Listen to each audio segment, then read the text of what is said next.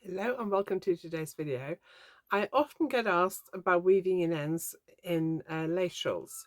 So today I'm going to show you how I weave in ends. I've just finished a shawl, my Murana shawl, which is, I released it quite a few years ago and I've knitted it up in a new yarn. And I've just woven in the ends on this and recorded myself doing it. So I will show you how to weave in ends in the along the edging, in the garter stitch section, which is I've woven in several ends like here, and then also in the lace section. After I've woven the ends, I immediately blocked it, and I meant to actually film a bit to show you what it looked like after I blocked it, and I couldn't. I've been looking at it for like 5 minutes now and I couldn't find it. No, not 5 minutes, a minute or two. So this is where I wove in this section in the lace section. So this is the wrong side, so you can just about see the end sticking out there, so I need to trim that. And there, so it's woven in from about there up to there, and about there up to, where was it, here. So you can see it's really invisible. I just need to remember to trim those ends off. So in today's video, I'm going to show you how I weave in the ends into the edging, into the center of the lace pattern, and into the garter stitch section on this shawl. If you have any questions, just ask them below this video, and I hope you enjoy it.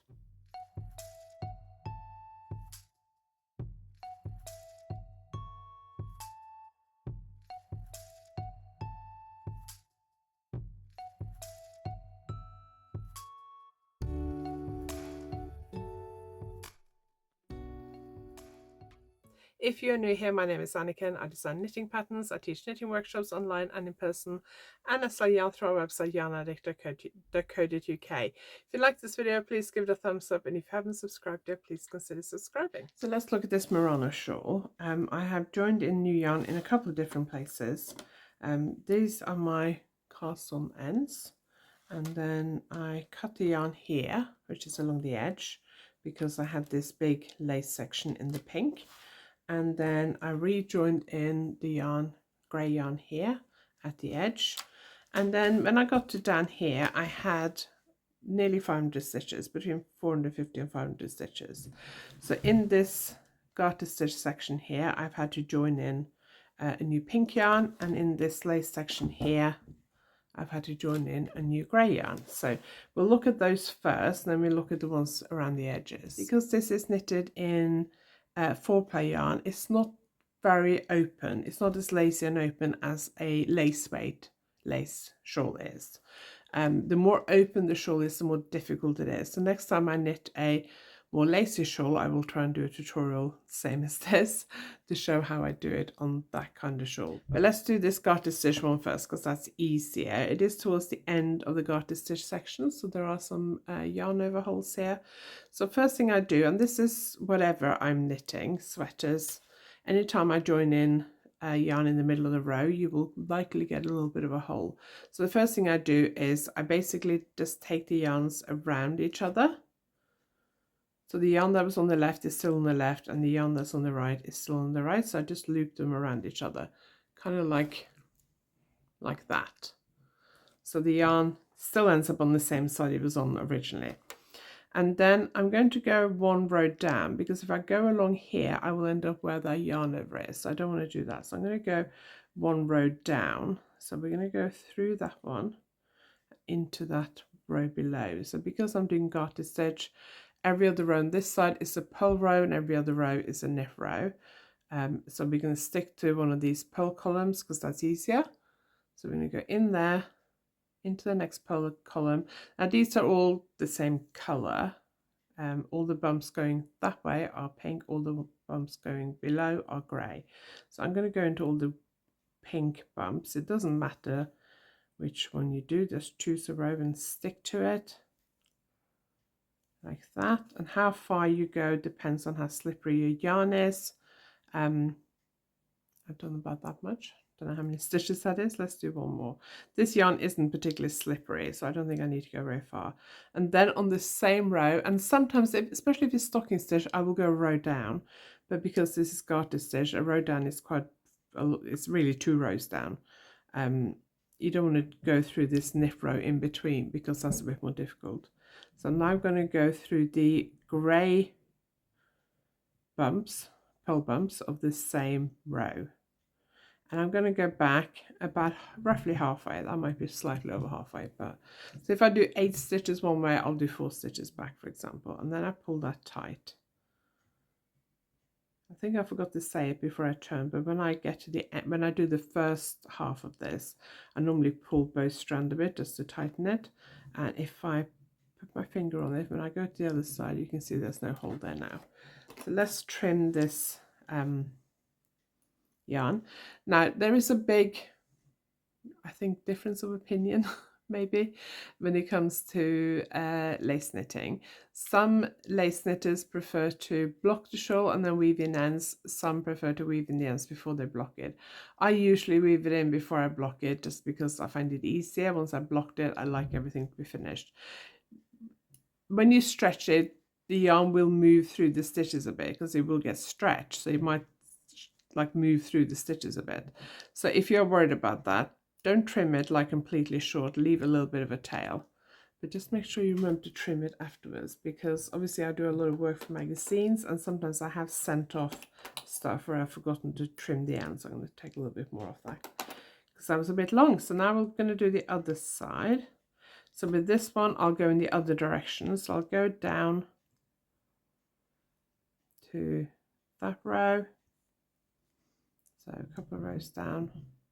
And then I'm going to go through. Quite often I will just do it like this, where I go through all the stitches in one go. So that's 2, 4, 6, 8, 9.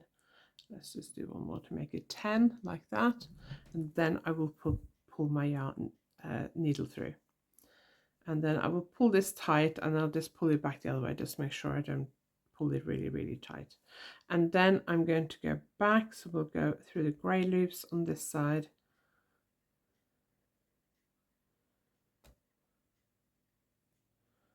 Two, 4, 5. So that's 5. Oh, that's the problem with using this kind of needle that I use. I have like a big loop at the end. Is sometimes the yarn falls out.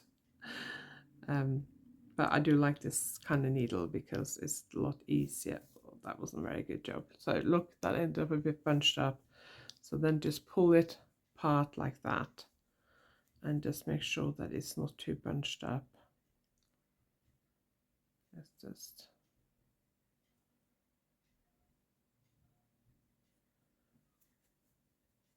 There we go. Just making sure where it kind of turns the corner here, that it's not too bunched up, because I don't like that. There we go. That's that one done. So now we'll come to the lace. Again, I stopped in the middle of the row.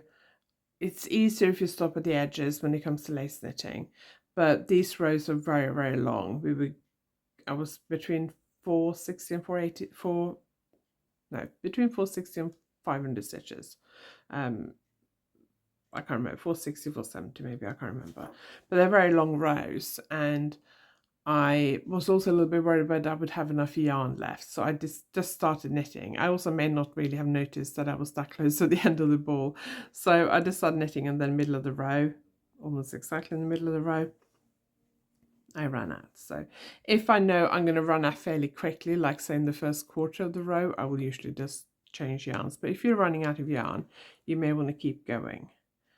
So here there is a gap between them. So I'm not sure whether I knitted 2 stitches, a couple of stitches with both yarns or not. I can't really tell, but so I'm not going to twist them around each other here because there isn't like a gap there. So so now I need to work out where to take this yarn, and I can't really take it in a straight line because then I would end up in this lace, then I would end up in this yarn over section here. So I want to look for like a solid bit, so coming down here would make sense. So I'm just going to go through that one, and this is going to vary from lace to lace, obviously, depending on how it's structured. So try not to do too big a gap.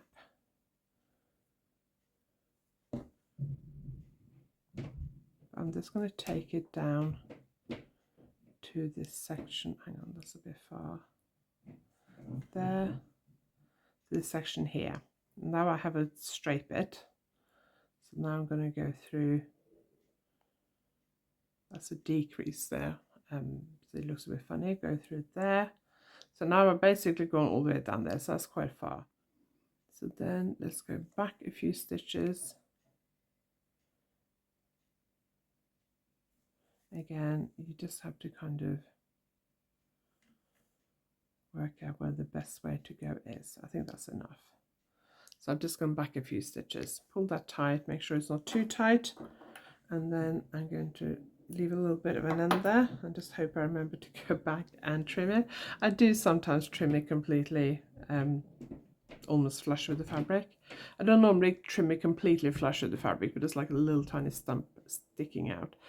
And then I have sometimes, after I've blocked it, had that go through a couple of stitches and end up on the wrong side, or on the right side rather than the wrong side. So if that happens, I will usually just trim it again. That's why if you go a little bit further, you have less of a problem. So here, I can either take it down here, or I can try and go across there. So let's try and go across here. So you just need to look at what the easiest way is. It also depends on whether you're knitting with the same color.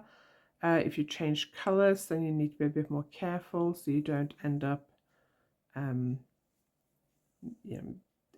basically the wrong color showing on the right side.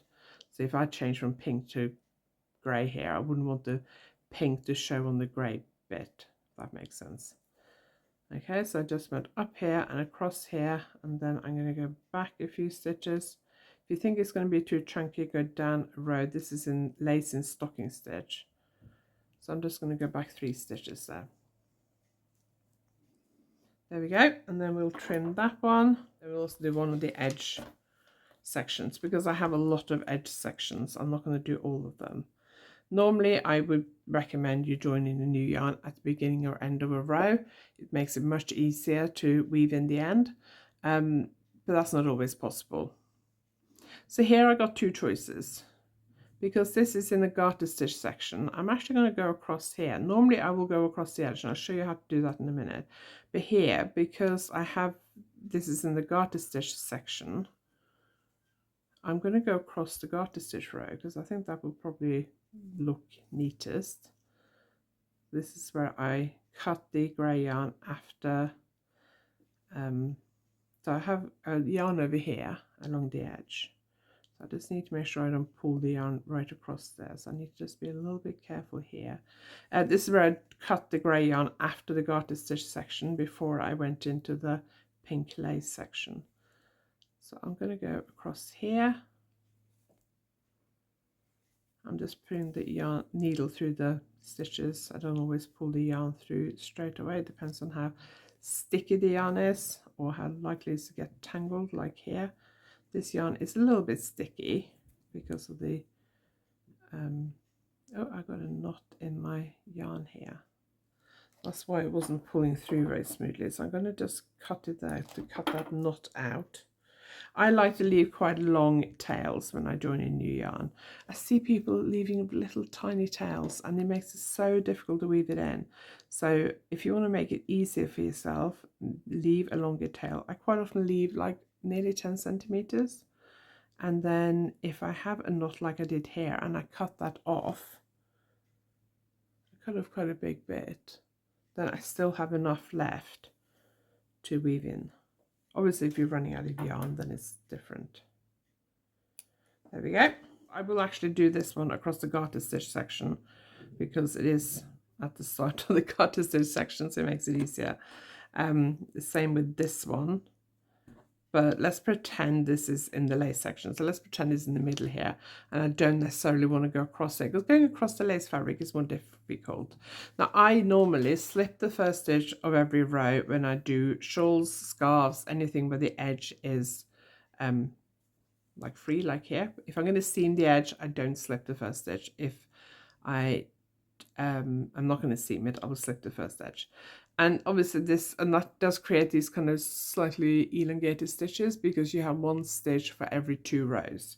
So that does make it a little bit more difficult. So depending on what I'm doing, sometimes I will just go underneath the edge stitch like that, in and out. And sometimes I will go like 1 stitch in from the edge, like here. And I will just go around one of the strands like that. So I'm not going through the edge, I'm going 1 stitch in from the edge like that. It's not ideal doing this where I'm doing it in a different color. Well, you can't really see it on the front. I probably should have done this bit, which is grey and pink, because this is where I'm doing the rows. But I'm going to just go back a few stitches. I've done a section and then I'm going to go back. So I don't want to go back down the same row, so I'm just trying to find somewhere else in the same vicinity, if you like. There we go. Oops. And I need to check that the yarn's actually still in through the loop of my needle. I do like these, even though I do sometimes, you know, find the yarn falls out. It's just so much easier and quicker than a regular sewing needle for me. So that is how I would do that. Here, because I have got the garter stitch section here in both grey and pink, I think it's easier to take it across there. But obviously that's not always the case. At the end, when I cast off at the end down here, probably would have been a better place to show you actually than this, but let's just do this one quickly. So this is my cast off end, and I had the pink lace section at the end. So here I could go across here, but I prefer to go up this edge here. Depends a little bit on what it is and whether I have several ends, because if I've been using 2 colors all the way through, I may end up with 2 ends quite close together. Basically, if you have several ends in the same area, try and spread them out a bit so you don't get them all in the same area. You have to remember the main aim of weaving in your ends is to make sure they're hidden so you can't see them, and to make sure that your knitting doesn't unravel. If you achieve those 2 aims, don't get too caught up in, is this the right way, is this the wrong way? Some people are like, my way is the right way, and some people are a bit more like me, like as long as you're happy with it and you can't see it and your knitting doesn't unravel, that's fine. So I've just gone back a few stitches now. So you can see that looks a lot better because it's in the pink. I can't really see it that well. So we're going to leave that one there. Then I will probably undo the grey one I did and do it along the garter stitch section instead. So I'm going to finish weaving in these ends. If you have a section that's more solid, try and weave in the end there and try to change yarn there. So if you're knitting across the row and you suddenly run out, or your yarn break, or you have a knot or something, I would always recommend, if you have a knot in your yarn, that you cut the yarn and join in a new yarn, just in case that knot later comes undone. They will sometimes knot the yarn on during the spinning process if it breaks, or if they have to feed on a new cone or whatever. It's probably not called a cone, but whatever it's called. That's unavoidable. I know it's annoying. I know us knitters hate it, but it's unavoidable. So if you come to a section where there is a knot, I will usually cut the knot out and then join in the yarn and weave it in, because I feel that's more secure. If I carry on knitting and that knot comes undone later, then my knitting will unravel and I won't have any yarn there to weave in to secure it, so that then I've ruined it. So I'd rather just cut it, weave it in, and that's it. So basically look for a solid section in the lace section. If your lace is very open, do make sure you change yarns or join in a new yarn at the beginning or end of a row, because that makes it a lot easier to weave it into the edging. If you have any questions, please ask them below this video, and if you have any tips to share relating to this subject, also share them below this video. If you like this video, please give it a thumbs up, and if you haven't subscribed yet, please consider subscribing, and I will see you next time. Thank you for watching.